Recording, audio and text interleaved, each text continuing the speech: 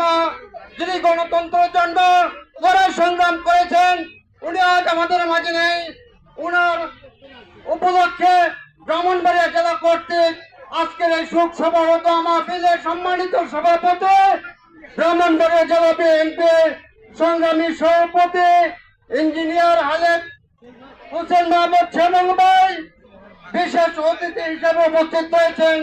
আমাদের জোট মনোনীত প্রার্থী মৌলানা জুনায়দ হাবিবে আমাদের মাঝে বিশেষ অতিথি হিসেবে উপস্থিত রয়েছেন। ব্রাহ্মণবাড়িয়া জেলা বিএনপি সংগ্রামী সাধারণ সম্পাদক আলহাজ সিরাজুল ইসলাম সিরাজ ভাই, জেলা নেতৃবৃন্দ, আমার উপজেলা নেতৃবৃন্দ যারা উপস্থিত হয়েছেন, সবাইকে আসসালামু আলাইকুম। আমি আমার মায়ের জন্য সবার কাছে দোয়া চাই।